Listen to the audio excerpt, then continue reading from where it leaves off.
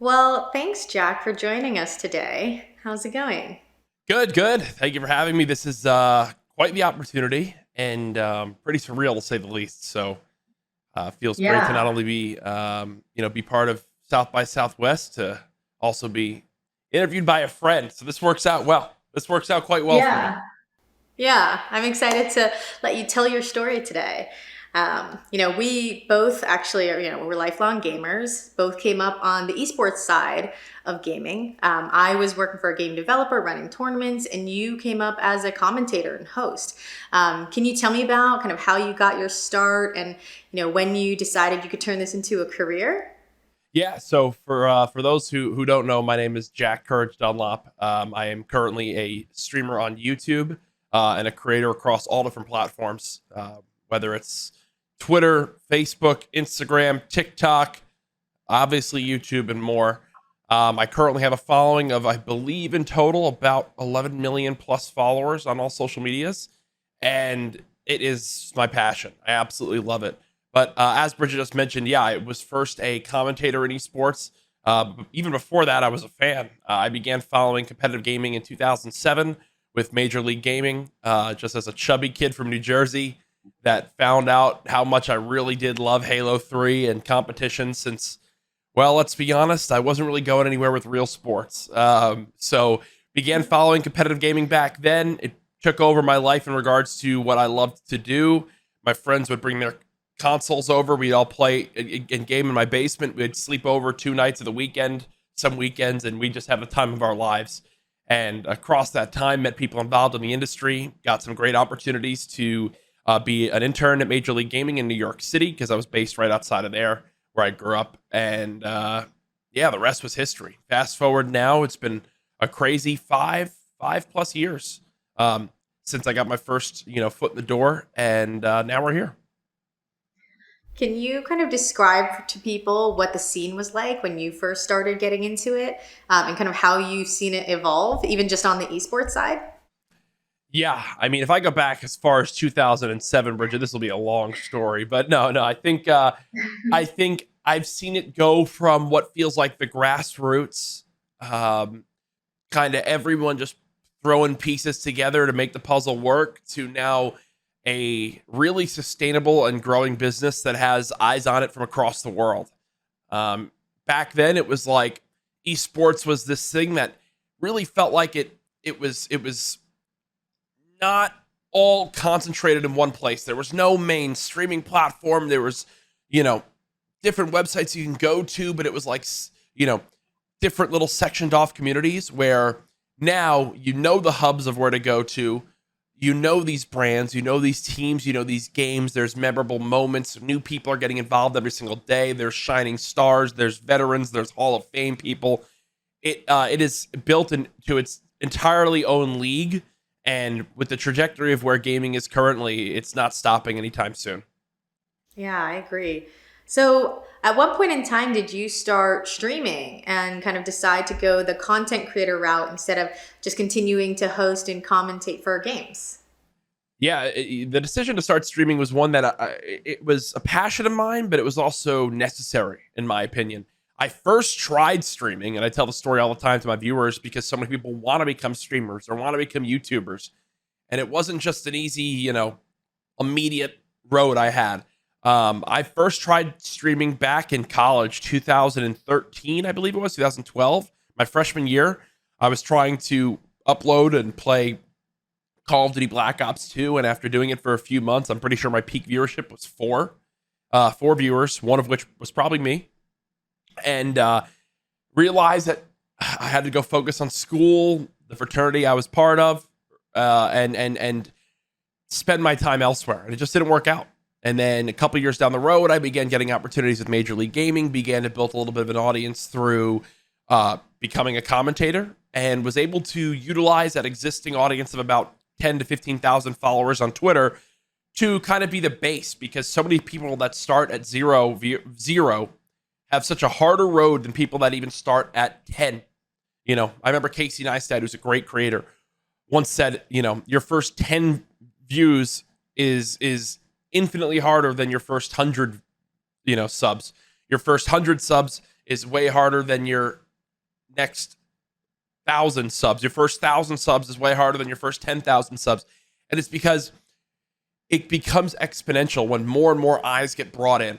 And that was the experience I had. I began streaming because I got a job with ESL for the first year of the Call of Duty World League. And at that point, I had gone from being kind of, top 6, top 5 commentators to, hey, you're now kind of in the top 4 in this industry. And unfortunately, though, due to some of the political and casting politics that go on in some of these different scenarios, I still wasn't being brought to certain events just because, hey, they only needed 4 or 5 casters.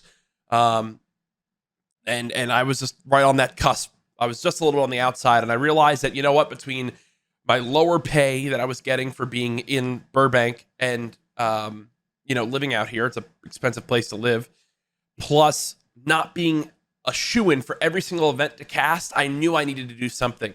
And that was streaming. I wanted to make my brand and me be synonymous with Call of Duty events and the Call of Duty ecosystem. And it worked out. My channel began being used as kind of a centerpiece for different things in Call of Duty esports. To start the year, I had 0 followers on Twitch that year. And then by the end of that Call of Duty World League season, I was hosting like the Call of Duty Champs pre-show on my channel on behalf of Activision and Call of Duty. So it was quite a whirlwind, and it helped me realize the great creator I could become if I really went full-time in it one day. Talking about the growth of gaming and esports, like the global games market is projected to grow to almost 200 billion by 2022. And the number of active gamers globally is projected to surpass 3 billion by that time. You kind of talked about where you started. Where have you seen your growth go to, and where do you think your ceiling is? That's a great question and a great thing to bring up, Bridget. I mean, it was surreal to see where gaming is now, but at the same time, I'm not surprised. The reason it's been my passion and been my favorite thing to do is because it is so much fun. There are brilliant games being made by brilliant people every single day. And there is always that next game on the horizon.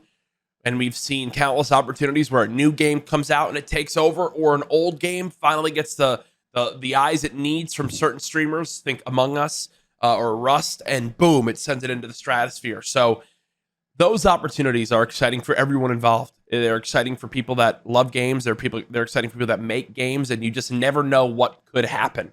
And it's the same thing in content creation. It's kind of a match made in heaven. You never know when your big break is going to be.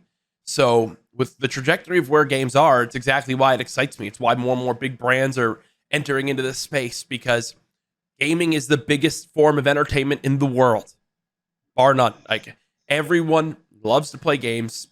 People have technology all around them. There's more and more ways and more accessibility options every single day that you can play games. Mobile gaming continues to dominate. And I'm sure we'll get into it, but products like Backbone, who I'm now an investor in, that's a great mobile gaming controller. You've got AAA titles through cloud now available on mobile games. You've got more developers than ever before offering their game across all platforms with cross-play because it's necessity. It's all about access. And the more people you give the option to play your game to, the more success you'll see. It's why free-to-play has begun to dominate. And we've gotten rid of loot boxes for the most part in some of these games because people want to spend money. They want a store where they can pick and choose their favorite item. And a lot of this is all thanks to the efforts made by Epic Games and Fortnite. And it's super exciting. Yeah. Game developers and publishers and brands, right, I think are really, really coming into the space and recognizing the power and the influence that, gaming creators have with their engaged audiences, right? Like it's a super interactive experience and relationship that you have with the people tuning in to watch you. And I think that's seen now as really valuable. So I kind of want to hear about your first couple of sponsorships and partners that you had, and kind of how maybe your approach to working with brands has changed over time. I've been blessed to work with my management agency, Loaded, who has been so good to me, and we've worked together on so many great different projects, and they've brought me some opportunities that I really still to this day can't even believe were possible. But back when I first started in gaming, to preface this, I was an unpaid intern at my first ever, job with Major League Gaming in New York City. But one of my mentors and the man that brought me into this whole industry, Chris Puckett, once taught me something very invaluable, which was to basically know your value, right? I knew that I brought my expertise, my excitement, my passion to Call of Duty broadcasts. And even at my first event, I was offered money for the weekend to cast. And from then on out, I knew that there is a value in what I bring. I want to make sure that I am paid accordingly. And that has always been something that I push for. I am always, excited to help other streamers know their value, help friends in the industry know their value. And because of that, I'm also really confident in how I push and promote these brands that I work with. Back in the day, it was a lot of learning and experiencing, how do I want to, I got this opportunity to come up. How am I going to help my audience engage with them? And then I realized that, your audience also wants to engage with these products, right? I only do sponsorships, and I'm really proud to have worked with a lot of great brands whose products I believe in and use every single day. If you look at the title sponsors I work with, they are products that I love and have used prior to working with them. Razer, for example, this headset you see on, I've used Razer products since 2010. Like my whole gaming life has been the Death Adder as my mouse, the Black Widow Chrome as my keyboard. That's never changed. That was before. I've now worked with Razer for 2 years and now have my own co-brand products with them. Like it's just the natural way to do it. And because of that, I've had great partnerships that have, for the most part, all lasted multiple years because there's such a value for the brands, but then also such a value for me. And we get to do giveaways, and my audience has things to look forward to. They get discounts, and I think the best brands in this industry know to work with these creators, but then let the creators really let their creative juices flow. They are creators and full-time in this industry, or successful in this industry, because they know what works with their audience. They know what works for what they do on stream. I think the brands that really struggle with certain partnerships is when they try to step on too many toes, when too many, a good way to put it is too many chefs in the kitchen, right? Give your guidance on what you'd like to see, but then give the creator your trust and say, hey, I know that you know how to work with your audience. Your audience loves to participate in what you do. Just rep us well, and here's what we'd like to see, but give it your all. And 9 times out of 10, 99% of the time, actually, even better, it'll pay out way, way more than some people who try to put a blanket type of creative approach to these things and don't really get a one-on-one approach that they should have with these certain opportunities. Yeah, and I think we've seen that, right? I think we've seen brands who come into the space and they're kind of taking this like shotgun approach and just trying to be everywhere and trying to get everyone to just kind of hit those marketing beats. And the gaming audience is smart and they're passionate and they see right through that stuff and they want authenticity. And so, it's really about finding the right partner, and it's about creators being really selective about who they work with as well, and making sure that you don't lose credibility with your own audience and your followers as well, by making kind of the wrong decision of who to endorse and who to promote, and really just speaking to the stuff that you really do love. So you've worked with a wider range of partners, like you said, from the endemic brands like Razer to blue chip brands like Chipotle and Gillette and Twisted Tea. What have you seen go right, and what are the things that you've seen go wrong? Yeah, again, I've been so blessed to work with so many great businesses and brands, and have helped legitimize my business, have helped, push the CouRage brand to the next level. And I've also seen the impact it's had on the courageous and my great audience out there with, so many of them who are just now getting into gaming, for example, and with games like Fortnite, where it's taking off, and there's a lot of people who are playing PC for the first time, or getting a console for the first time. Well, they're looking for what headset should they get, what mouse should they use. And I love these products. I've used them my whole life. It's easy. It's natural for me to promote these and want Razer to be successful because they've treated me so well. But then also, I want people to use these products because it's been what's successful for me. And then next thing you know, I get rave reviews back from my audience who uses the products and has great experiences. And then the next time I work with another great brand, my audience says, hey, last time I, did something that Jack promoted, and I loved it. Well, let me try this time around. And for example, Game Fuel. Like I've now entered year 2 of my partnership with them. They've been a great partner. We've given away tons and tons of cases. We've done such unique things on stream. We've had unique overlays that have been made, and what I love about working with Game Fuel is they want to expand into gaming, but also show a ton of love across the board. Like, they are passionate about gaming. They have a great product that I love to drink when I play, and because of that, it's just a natural thing for me to promote.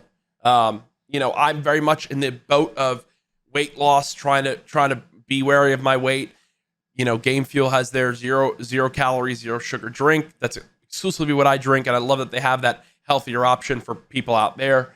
So I just try to make sure that no matter what, if I'm working with a brand, it needs to be something that I enjoy myself and would play or,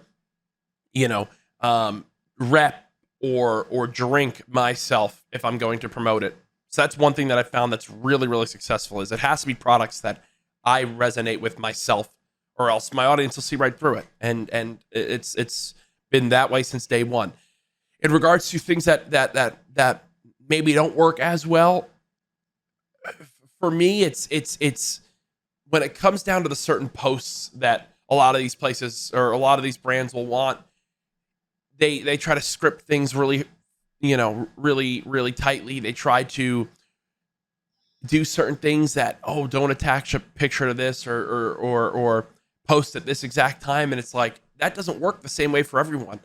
Like, I know, for example, that if I post a picture with something, it gets twice as much engagement. If I post a selfie with my going live tweet instead of just going live, watch here, it gets double the likes, double the replies, if not more. So if I'm posting about any product or anything along those lines, 9 times out of 10, you'll see a photo with it, unless they tell me they really don't want that, because I know it'll get more engagement and more eyes will be on it. So I think that one thing that is a negative that can sometimes go with this is when, again, they step on, when brands try to step on too many toes. Let me do what I do best. Have trust in me as a new partner that you're going to work with to promote your product in the right way. And I'll send things through for approvals and stuff like that, sure. But I'd much rather send things in for approvals and have to tweak it a little bit to have it be put out in a way that I think will be successful with my audience than just be told it's this way or the highway and have less engagement, less excitement, and overall a less positive experience. Yeah, I think that's one of the biggest differences I see between working with like a gaming creator versus like an actor, right? Where your audience, like you are the expert in who these people are and how they want to be spoken to and what they like and don't like. And it's very different than just hiring someone to say the words, right? Can you speak to any of the other maybe advantages that there are with working with gaming creators opposed to like actors or maybe traditional celebrities? Yeah, I think like one of the perfect examples of a traditional celebrity that does a brilliant job with it is The Rock. The Rock's got one of the largest Instagram followings in the world. He's beloved by his fans and audiences everywhere. And he does such a great job with his Instagram that, you can see right through certain actors or celebrities who have teams that run their accounts.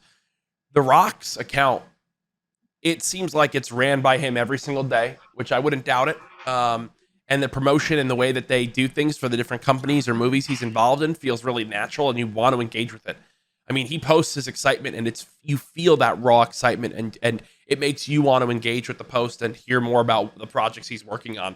And I think that when it comes to gaming creators, we fit way more under that umbrella than most traditional celebrities. We understand social media. It's our entire lives. We understand what works across the different platforms. I know that if I'm going to do a post on Twitter, engaging with some sort of photo will do best.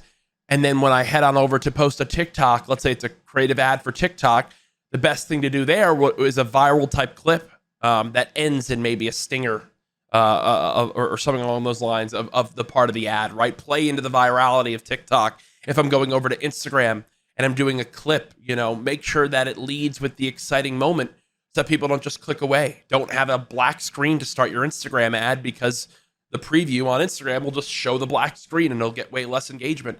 You need to know how to kind of shift your approach no matter what platform you're on. And I think that gaming creators can do that better than anybody. I agree. I agree. You guys wear so many hats. You're performers, you're hosts, you're producers, directors, editors, writers, community builders.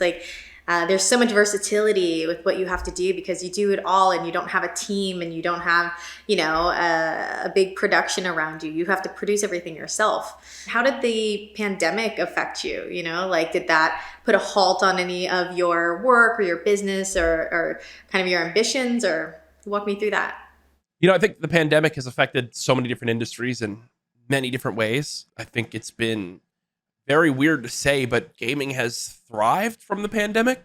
When the pandemic happened and everyone was stuck at home, the best thing to do when you're at home is play video games. I will say firsthand that if I didn't have video games during this pandemic, it would have been a way more boring, I think way less not joyful, but I would have had way less opportunities for joy during this. I'm away from friends. I'm away from family. I live across the country from a lot of those people. That connecting via Discord and playing games together that we've shared a passion with for the past 20 years has given me something to look forward to every single day. And for people, if you remember, it was first Animal Crossing. People that had never played these games before hopped on Animal Crossing because it came out right when the pandemic started. Warzone skyrocketed because it came out right when the pandemic started. Again, these games that people are looking forward to, and then now more people are looking to play games than ever before. And I'm seeing people that I could never imagine, friends of mine that I've never seen in a Discord channel or playing games together online are all doing that, especially in the first half of the pandemic when everything was shut down. So for me, it's been a blessing in that. More people have wanted to watch, have been engaging, because what else is there to do, right? But at the same time, I've realized that going to events, seeing my great fans, the CouRages, in person, casting and bringing joy through what I can just do with my voice for some of these gaming and esports moments, and overall just getting a break from the monotonous day-to-day of signing on, getting to my computer, figuring out what I'm going to do for the day.